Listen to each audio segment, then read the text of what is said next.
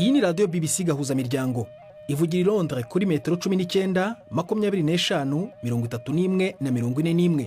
Ivugira ku mirongo ya FM mu karere k'ibiyaga bigari no kuri interineti kuri bbcgahuza.com.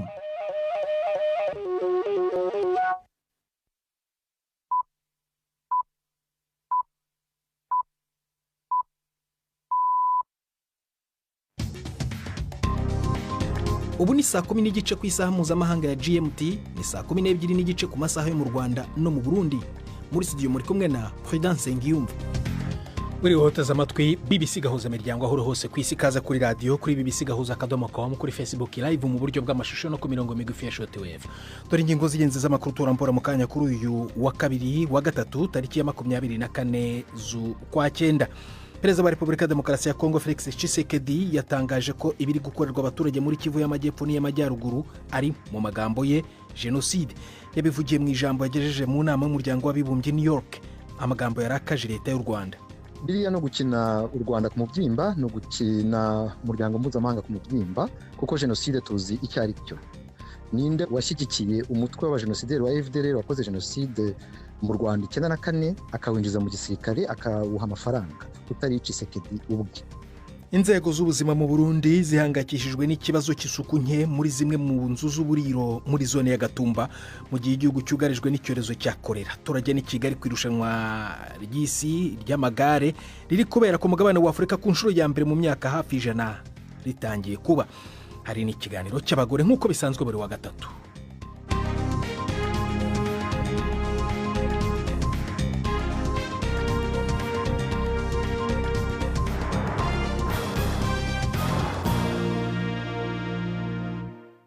Ibi byose n'ibindi ni mukanya nyuma yuko Nini Iradukunda bagezaho incamake y'andi makuru ya BBC avugwa ku isi.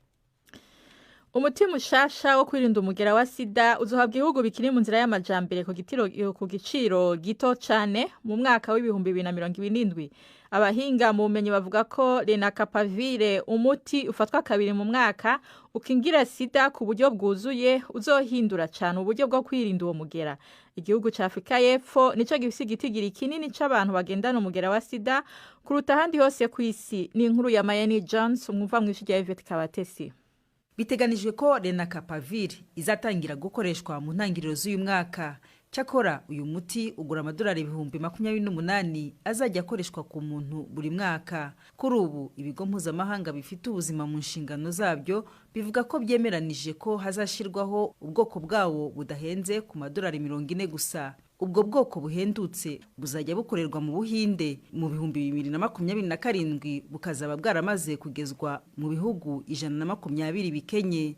Hari impungenge z'uko gukwirakwiza uwo muti mushya byabangamirwa nuko mu ntangiriro z'uyu mwaka Amerika yagabanije cyane inkunga y'ubugira neza yatangaga. Mbere byari biteganijwe ko ikigo cya Amerika gishinzwe iterambere mpuzamahanga USAID kizajya kigeza uwo muti mu bihugu byateye imbere gusa. Iki cyemezo gisha kiratanga icyizere kuri miliyoni z'abantu bari mu byago byo gushobora kwandura sida, ndetse gishobora kwegereza isi ku iherezo ry'iki cyorezo. Abategetsi ba Amerika bavuga ko abantu babiri bishwe abandi bagakomereka mu kurasa kwabere mu kigo kijejwe abimukira i Dallas muri Texas. Umuvugizi w'igisata cy'umutekano wo mu gihugu hagati yavuze ko abafunzwe bari mu bapfuye. Abajejwe iby'abimukira bavuga ko wateye yarashe iri muri iyo nyubakwa atarobanura imbere yo kwica ubwiwe. Nta bapolisi bo mu gisata cy'abimukira n'imipaka bakomeretse.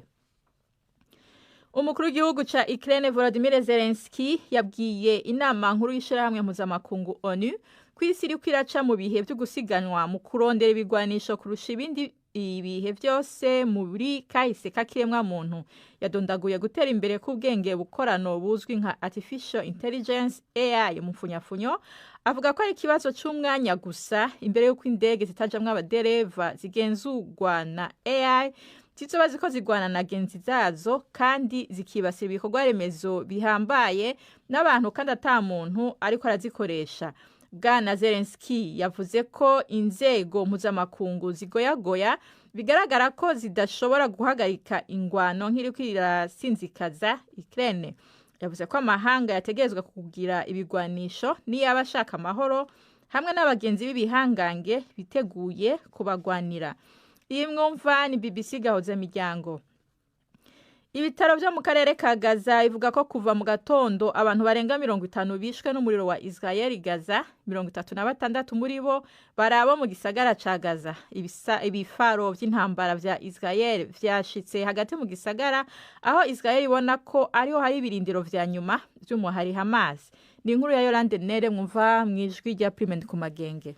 Benshi mu bishwe mu gisagara ca Gaza n'abantu bari barateshejwe izabo, bari bikinze mu nyubakwa n'amahema hafi y'isoko izwi cyane. Abana n'abagore bivugwa ko bari mu bishwe. Amafoto yerekana umurongo w'imifuko yera. Igisirikare ca Israel ntaco kiravuga kuri ivyo. Mu bumanuko bw'intara ya Gaza abantu nibura 2 biciwe hafi y'ikibanza gitangirwamwo imfashanyo. Muri Cisjordani ibinyamakuru vyaho bivuga ko umugabo w'umunyepalestina yishwe igihe igisirikare cinjira hafi ya Jenin, undi akaba yishwe mu mishamirano n'abanya-Israel bagerereye ku butaka bw'abanyepalestina hafi ya Ramallah. Umushikiranganje w'amagara y'abantu muri Sudani Hetam Mohamed Ibrahim yaburiye abantu ko abantu baharugwa mu bihumbi mirongo bariko barapfa muri ico gihugu kubera ingwara ya dengue itera ubushuhe, kubabara mu ngingo n'uruherehere n'izindi ngwara. Intambara yo hagati mu gihugu yatumye ibikorwa byo gucandaga n'ivy'ubuvuzi bigora gushikira abantu. Bwana Ibrahim avuga kandi ko ivyo vyunyuwe no kugabanuka cyane kw'imfashanyo mvamakungu. Ivyo bikaba bisobanura ko utwigoro two guhangana n'ico kibazo tutaronswe uburyo bukwiye. Malaria na kolera navyo vyarahitanye abantu benshi cyane cyane mu karere ka Darfur aye nako karangwamo intambara nyinshi. Umukuru watavuga rumwe na leta ya Uganda Bobi Wine yemerewe kwitoza mu matora y'umukuru w'igihugu ategekanije kuzoba mu mwaka uza. Yarabaye wa kabiri akurikira uri ku butegetsi Yoweri Museveni mu matora heruka yaranzwe n'ibirego vyinshi byo gutera ubwoba abatora n'ubusuma. Bwana Wine yahoze yirurangiranwa mu muziki w'umudiho wa pop, yaratawe muri yompi aranafungwa gasakisaki kuva habereye umunyapolitike haranira uburenganzira. Umuhungu wa President Museveni yamukangije ko azomuca umutwe. Yisukuye amamaza kwiwe intambara yo kwibohora. President urakoze Nina, iradukunda kuri ayo makuru ya BBC.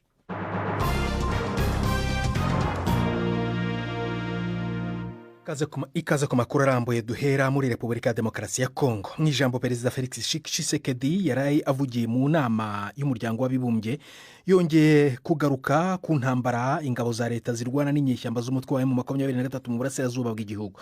Tshisekedi yatangaje ko ibiri gukorerwa abaturage muri Kivu y'Amajyepfo n'iy'Amajyaruguru ari mu magambo ye genocide.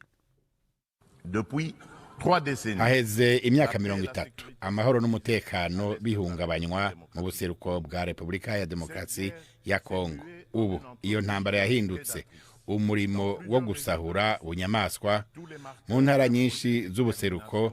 Ibimenyetso vyose by'umugambi wo gutikiza birakwiye. ONU ubwayo ibicishije mu cegeranyo ca mapping yarabonye urugero amabi agezeko. Si ntambara gusa, ni genocide yo mu gacerere imaze imyaka 30 iri kwiramara abanyekongo.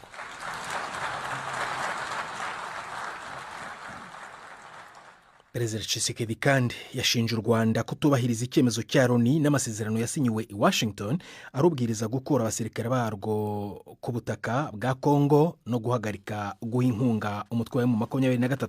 Bwana Tshisekedi yavuze ko ibyo bidakozwe ngo amaraso y'abaturage azakomeza kumeneka. Kugira iyo ntambara irangire, inama ijejwe umutekano ya ONU yarafashe ingingo 27-73 kuwa 21 Ruhuhuma 2025. Mu byo yasabye harimwo ko M23 iva mu bisagara vya Goma, Bukavu n'ibindi bice byose igenzura, kurandura ubutegetsi bubangabanganwa bwashinzwe harenzwe kutavogerwa bwa Kongo, hamwe no guhagarika uburyo bwose buziguye canke butaziguye bwo gushigikira M23. aha mboneyeho akanya ko gushimira uburongozi bwa perezida Donald Trump yatumye haba ibiganiro byashikanye kuwa 27 ruheshi 2025 ku masezerano y'amahoro hagati ya Kongo n'u Rwanda. Ayo masezerano aratomora ko asaba u Rwanda kuvana muri Kongo ingabo zarwo zose kandi mu buryo bushobora guhinyuzwa, hamwe no kuvanaho ingingo zarwo ziswe izo kwivuna. Ategekanya kandi ko imigwi yitwaje ibigwanisho itari ya leta guheba kugwana, kwakwa ibigwanisho no gushirwa mu gisirikare n'igipolisi vya Kongo, ariko hari bibanje gusabwa gushiraho urwego ruhuriweko rwo guhuza ibikorwa mu bijanye n'umutekano, hamwe no gushiraho urwego ruzocungera ubutavogerwa bwa Kongo, hamwe no guhagarika kurwana. Itahukanwa y'ingabo z'u Rwanda, guhagarika gushigikira M23 no gusubiza ubutegetsi bwa leta ya Kongo mu turere twose twifatiwe biri mu bidategerezwa guharirwa ko bikenewe kugira haboneke amahoro arama. Igihe cyose izo ngingo zitazoba zirashirwa mu ngiro, amaraso y'abataco bazira azobandanya guseseka. Yari perezida wa Repubulika ya Demokarasi ya Kongo Felix Tshisekedi. Twashatse kumenya rero icyo ubutegetsi bw'u Rwanda buvuga kuri ayo magambo ya Tshisekedi. Robert Patrick Misigaro avugana na minisitiri warwo ushinzwe ububanyi n'amahanga Bwana Olivier Nduhungirehe, yatangiye avuga ko perezida Tshisekedi ngo atazi jenoside icyo ari cyo. Biriya no gukina u Rwanda ku mubyimba, no gukina umuryango mpuzamahanga ku mubyimba, kuko jenoside tuzi icyo ari cyo. Ninde washyigikiye umutwe w'abajenosideri wa FDLR wakoze jenoside mu Rwanda 1994 akawinjiza mu gisirikare akawuha amafaranga utari Tshisekedi ubwe? Ninde washinze umutwe witwa Wazalendo, umutwe urangwa n'imvugo z'urwango ku banyekongo b'abatutsi harimo n'abanyamurenge, ku buryo unatwika ku mugaragaro aba ofisiye ba FARDC kubera ko ari abatutsi, ndetse bamwe bakanaribwa, ndetse uwo mutwe wa Wazalendo ukaba waranahaye abanyamurenge n'abatutsi bo muri Kongo iminsi 10 ngo kuba bavuye mu gihugu bakaba basubiye iwabo mu Rwanda, ukaha abaturage abana imbunda unababaza kugira ngo bice abanyarwanda muri Kongo. Iyo bavuze abanyarwanda harimo n'abanyekongo b'abatutsi. Ibyo byose bikorwa n'imitwe yashinzwe inashyigikiwe na perezida Tshisekedi ubwe. Kugira ngo rero agaruke agira undi muntu ashinja jenoside, no gukina abantu ku mubyimba, aribyo bita cynisme mu Gifaransa. Perezida Tshisekedi kandi mu ijambo rye yagarutse ku cyemezo cya ONU hamwe ngo n'amasezerano u Rwanda rwagiranye na Kongo i Washington, akavuga ko mu ngingo zemeranijwe harimo ko u Rwanda ruhagarika gufasha M23 no gukura abasirikare bagwo muri Kongo, cyangwa ngo guhagarika ivyo guhita ingingo z'ubwirinzi. Bakavuga ko ngo atana kimwe muri akora muri ivyo. Ayo byo bivuga kwikibwa na minister. Ngira ngo Perezida Tshisekedi agomba gusoma aya masezerano ya Washington neza, kuko icyo twemeranyijwe ku itariki 27 z'ukwezi kwa gatandatu nuko uyu mutwe w'abajenosideri wa FDLR warandurwa, yuko guverinoma ya Kongo yarandura burundu uyu mutwe wa FDLR ishyigikiye, ibyo bizatuma u Rwanda rukuraho ingamba zarwo z'ubwirinzi. Rero niba amezi 3 ashize twarashyize umukono kuri aya masezerano, uyu mutwe wa FDLR ukaba ugikomeza gufashwa, ugikomeza gukorana na guverinoma ya Kongo, hanyuma perezida Tshisekedi akagaruka agasaba yuko ingamba z'ubwirinzi zivaho, kandi icyatumye zijyaho kitaravaho, ngira ngo ahangaha byo arabizi ko ari ibintu bidashoboka. Icyo twamusaba nuko uyu mutwe wa FDLR yashyiraho ingufu kugira ngo awurandure nk'uko byemeranyijweho i Washington. Yasubiye kugaruka ku kuvuga ko ingabo z'u Rwanda ziri ku butaka bwa Kongo. Aho twavugana mu minsi yaheze mwarabihakanye, muvuga ko mufise ingamba z'ubwirinzi, mufise abasirikare ku mupaka atari muri Kongo. N'ubu muracahagaze aho nta basirikare mufise ku butaka bwa Kongo? Ntabwo ari cyo byo tuvuga, ahubwo ni nabyo byanditse mu masezerano twashyizeho umukono i Washington. Harimo ko twemeranyijwe yuko umutwe wa FDLR uzarandurwa, hanyuma u Rwanda rukavanaho ingamba zarwo z'ubwirinzi. Ibyo byanditse mu masezerano ya Washington, ntabwo ari ibyo u Rwanda ruvuga. Minisitiri w'ububanyi n'amahanga w'u Rwanda Olivier Nduhungirehe yatugejeje ku isaa 1 zibura iminota 18 mu Rwanda no mu Burundi, 16 mu mbabarire, mu Rwanda no mu Burundi. Iyi ni BBC Gahuza Miryango yumva no kuri bbcgahuza.com. Mu kanya turagaruka ku makuru arambuye.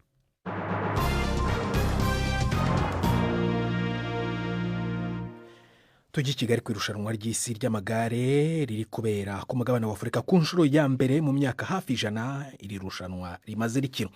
Bamwe mu bakinnyi b'u Rwanda basiganwe mu myaka yashize bavuga ko batewe ishema no kubona irushanwa ry'umukino bakunda ribera mu gihugu cyabo. Samba Cyuzuzo urikurikirana i Kigali yaganiriye na bamwe muri bo adutegurira inkuru ikurikira. Bitewe n'ibikorwa remezo igihugu gisabwa kugira ngo cyakire iyi mikino y'isi, abakinnyi b'Abanyafurika bagiye hanze muri aya marushanwa mu myaka yashize ntabwo batekerezaga ko mu gihe nk'iki Afurika nayo izageraho ikakira aya marushanwa. Beata Ingabire na Nathan Byukusenge bari mu bakinnyi baserukiye u Rwanda bwa mbere rujya mu mikino y'isi hashize imyaka igera ku 10. Nathan Byukusenge ubu ni umutoza w'ikipe y'igihugu y'abagore iri muri iri siganwa. Ntabwo ubwonko nyine ntabwo bwabyumvaga.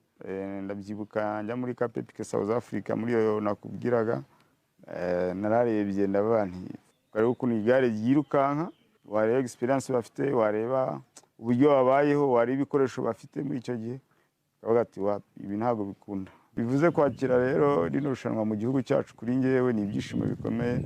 Navuga icyo navunikiye ubu ndagifite. Beata Ingabire ari mu bakinnyi b'amagare bakomeye u Rwanda rwagize. Ari mu bakinnyi b'abagore baserukiye u Rwanda rutangira kohereza amakipe y'abagore mu mikino y'isi mu myaka igera ku 10 ishize. Nyuma yo guhagarika gukina yize gukora massage, ari nabyo bakora mu ikipe y'igihugu. Igihe nawe yari umukinnyi ntiyatekerezaga ko amarushanwa nk'aya yazaza mu gihugu cye.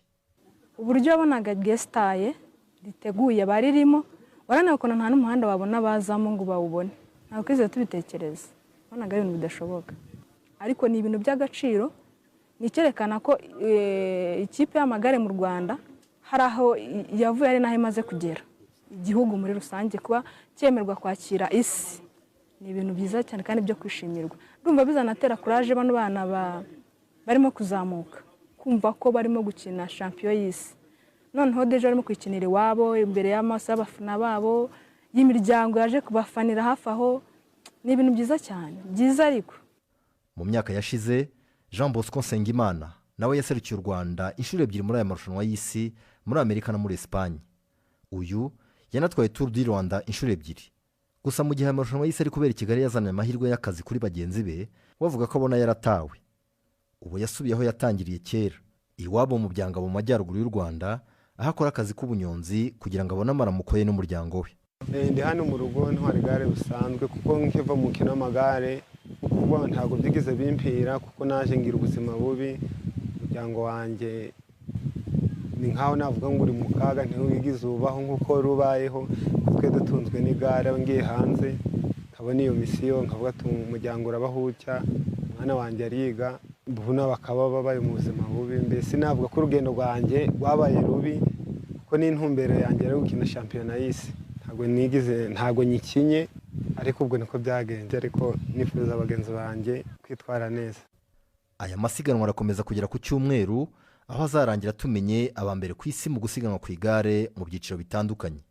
Samba Cyuzuzo, BBC Gahuza Miryango, i Kigali. Tuve i Kigali tujya mu Burundi, by'umwihariko muri zone Gatumba mu burengerazuba bw'umujyi wa Bujumbura, ahantu muri iki gihe hagendwa n'abantu benshi. Usibye abajya mu bucuruzi ndengamipaka hagati ya Repubulika ya Demokarasi ya Kongo n'u Burundi, ni na hamwe kandi mu hantu hake abafite ibinyabiziga bajya gushakira ibitoro muri iki gihe bikennye mu gihugu. Urwo ruvange rw'ubucuruzi n'ingenzi ziva cyangwa zijya muri Kongo bituma bahahurira ari abantu benshi, kandi bose bakaba bakenera ifunguro iyo amasaha yo kumeza ageze. Kubagaburira ni akazi gakorwa n'abagore bafite twa resitora duto twubatse mu mahema. Nubwo serivisi batanga ishimwa cyane na benshi, ikibazo cy'isuku nke iharangwa gihangayikishije imitima y'inzego z'ubutegetsi, mu gihe muri ako karere k'u Burundi ubu havugwa icyorezo cya kolera. Umunyamakuru Patrick Waso yagiye aho Igatumba kureba uko byifashe, adutegurira inkuru ikurikira. Ufashe ibarabara rya Gatumba uja ku mupaka w'u Burundi na Kongo, hari uruja n'uruza rwinshi. Uko wegereza ku mupaka niko ubona neza ibihakorerwa. Nko ku metero 500 ugira ushike neza ku mupaka, ubona abakenyezi bakora ibimenyetso ko bafise imari. Iyo mari nayo ni gitoro. Uko wegera umupaka ucubona imodoka zicana cyana ko na tukutuku eka n'amapikipiki. nko ku metero 200 niho uca wakigwa n'akotsi k'inyama zokeje, amafi, eka n'uburiro butandukanye. Ubwo buriro bwubatswe rero n'ibiti bishinze, ahandi hubakishijwe ibingotingoti, bukaba busakawe n'amahema ashaje, ahandi n'amasashe manini manini kugira agukinge akazuba. Utereye akajisho inyuma y'ubwo buriro n'uruzi Rusizi n'ivyasi bireremba hejuru. Isuku sikirenga kuko n'amazi bogesha ivyombo afise akandi kabara. Yangombe Kabura ngo kotsa inyama muri ico kibanza nivyo bimutunze kandi bikamuteza imbere. urabona usanze ngaha kumbabura twe ducuruza zino nyama ngaha baradushorera cyane gose no kunguka tukunguka. Nk'abazananye ngaho muri Kongo niho kenshi badushorera cyane. Je ngaha kuva ndashika ndamaze kwiyungunganya byaratumye ntera imbere. Nko muhira ndamaze kuronka nk'ingurube zishika kuri 2 nasanze hari akarusho kanini ya cyane.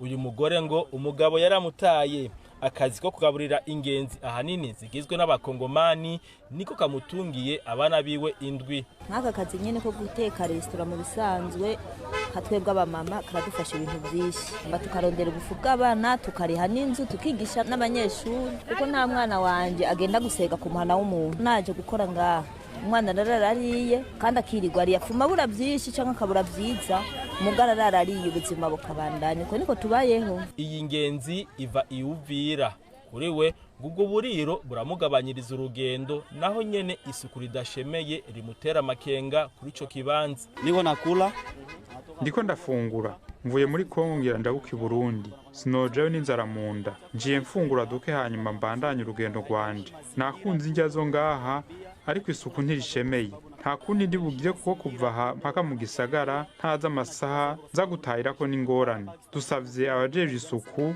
bahatunganye neza kuko ibifungurwa n'umwanda si vyiza ntivyobana. Urongoye zone Gatumba ngo arazi ikibazo c'isuku n'umutekano aho hantu. Mubande Dieudonné amenyesha ko vuba nabo bafatikanije kurongora bagiye kuhakora neza kumvo z'umutekano n'isuku. Hajya ahantu ubiravye urabona ko hafasha abenegihugu mu kurondera ibishobora kubeshaho abana n'umuryango. Hajya ahantu rero hariko harategurwa ukuntu intwaro ishobora kuhategura neza mu bijanye n'isuku, mu bijanye no kuntu bajya benegihugu bari hajya bashobora kuhakorera hari isuku, hasa neza kandi hatunganije neza kugira kandi n'umutekano ubandanye wubahirijwe wo ku mupaka. Mu minsi ya vuba rero nibaza ko ico kibazo gishobora kuba cavuye mu nzira. Umupaka wa Gatumba numwe mu mipaka y'u Burundi haboneka ko uruja n'uruza rwinshi ku munsi. Hari abaja ibuvira kurondera igitoro canke bagashorayo ibidandazwa bito bito njabuka mbibe canke abakongomani bakaza kugura ibintu nkenegwa no kuvuza ababo ibujumbura. Patrick Waso mu Gatumba. Urakoze Patrick Waso.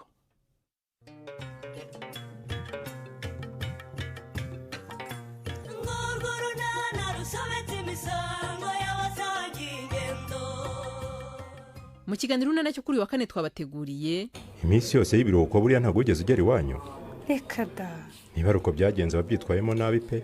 Kandi nararetse kujya iwacu nanga kugusiga wenyine Nyarurembo kiri. Yego habaye n'akazi kubera gahunda nzamura ubushobozi, ariko ahanini nahamye nanga kubera wowe. Warakoze cyane ndabigushimira kandi ndagusabira n'umugisha Leya. Ikibazo nyine nuko byanteranije n'ababyeyi banjye. Ukaba ugira ngo ngufashe iki? Ni 12:45 kuri BBC. Uzacikwe rero ejo kuwa kane mu kiganiro cy'abagore dusubire mu Burundi ku bibazo ababyeyi cyane cyane abakenyezi batagira abagabo bahura nabyo. Ni ikiganiro mwagezwaho na Siriya Kamuhawe nayo.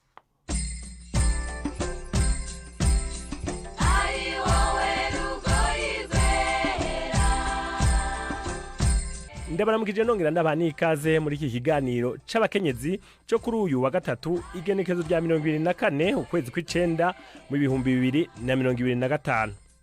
Kiganiro c'uyu munsi cerekeye abavyeyi birerana abana bonyene n'inkurikizi bitera haba kuri abo bavyeyi nyene canke ku bana. nyuma yo kwihweza ingorane bitera bamwe muri abo bavyeyi bashinze ishirahamwe ryo gufasha iyo miryango ryitwa Together for Achievement. Anosiate ndiho kubgayo ariserukira imbere y'amategeko aratubarira ibibazo bikuru byatumye biyumvira iryo shirahamwe. Ibibazo nyamukuru nibijanye n'ihungabana uri umumama utegerezwa kuba umugabo umva ko bitaba vyoroshe. Niho rero niyumvira nti none kwibi bintu jewe ego ndabibayemwo nagize amahirwe ndahura n'abantu baganira neza barampanura n'abagore gusa cyangwa n'abagabo bari muri izo ngorane. Abantu bampaye inguvu ni abagabo bo barabayeho imyaka myinshi bareza abana bonyene rero hariho n'abagabo wa mwana aragera igihe mu kibano akahura n'ibibazo hageze ko agira ama reference amenya vahe aturuka he mu muryango wuhe mu bwoko buhe mu ntari yihe ibibazo birakubana byinshi gutorana hoho urumva n'ikibazo n'abavukana by'ukuri byama bigorana waragize n'izo nguvu uko ushoboye mu kumurera kumukuza mugabo harageze gutorana arabuzi yaja niyava amakosa zo kugarukako rero nje ndavuga nti harakenewe ko hobaho cadre yukuganira mu ivyo bintu kugira ngo dukingire ivyo bintu bijanye cyane cyane n'ihungabana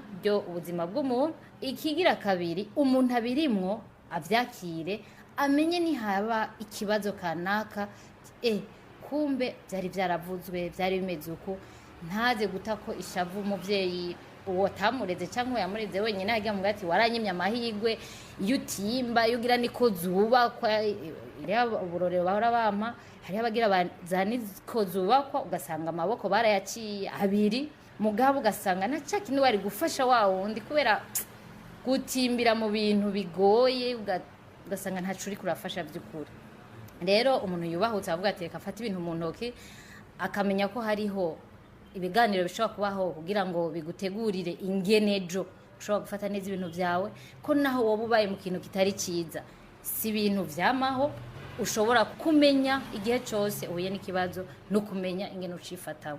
Birashika ko umuntu yiranye umwana wenyene umwana akuze ugasanga aseye nk'umutakwikosa umve none nyene kenshi kubera ko uba uri kugira ibintu byinshi uri umwe urasanga uko kuntu urushe urumva umuntu ku bisanzwe atanga icyo afise iyo urushe utanga uburuhe umwana aje kukuganiriza kuyambire nawe wiriwe uragwana n'ibintu byari kuba biriko biragwana n'umugabo umurya umutima usanga umubwira nabi rero abo bana bakuriye muri ivyo bikomere hatabonetse akanya ko kubiganiraho kugira nawe atahure anamenye ati no musi hari ikintu ushobora kuganira na mama ndamuravye mu maso ndabona ko ushobora kumuvugisha iki rero mutarosa ko kanya ko kubiganiraho rero hatabaye ico kiganiro hatabaye iyo association hatabaye ko kubahuka ko kuvuga ivyo bintu ntutuba turiko turafasha babana donc ucutanga ivyo bibi rero wa mwana agacakura nawe akorana umutima mubi hariho rero ama risk nawe ashobora ejo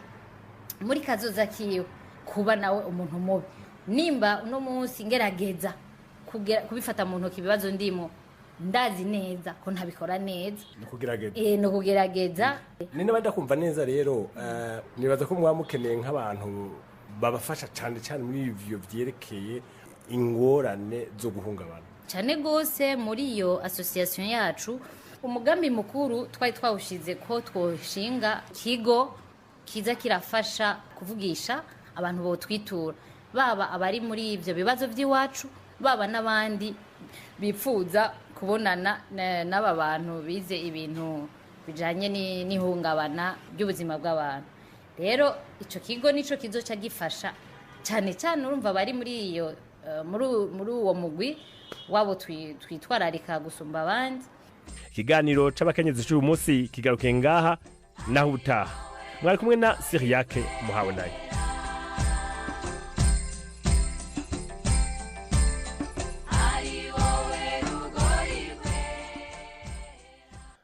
Rakoze Siriake muhawe nayo muri icyo kiganiro cy'abagore ni nawe utugejeje ku musozo w'ibiganiro byacu byo kuri uyu wa gatatu gusa mbere kuva muri studio nakubwira ko perezida wa Repubulika ya Demokarasi ya Kongo Felix Tshisekedi yatangaje ko ibiri gukorerwa abaturage muri Kivu y'Amajyepfo n'iy'Amajyaruguru ari ibyo yise mu magambo ye genocide akaba yabivugiye mu ijambo yagejeje mu nama y'umuryango w'abibumbye i New York. hagati aho inzego z'ubuzima mu Burundi zo zikaba zihangayikishijwe n'ikibazo cy'isuku nke muri zimwe mu nzu z'uburiro muri zone Gatumba mu gihe igihugu cyugarijwe n'icyorezo cya korera. Aya makuru ushobora kongera kuyasanga kuri bbc.gahuza.com. twafashijwe na Susan Lennon mu buhanga bw'ibyuma. Agenda Prudence Nyumva akoze guhita mu BBC Gahuza Miryango. Uraraharyana.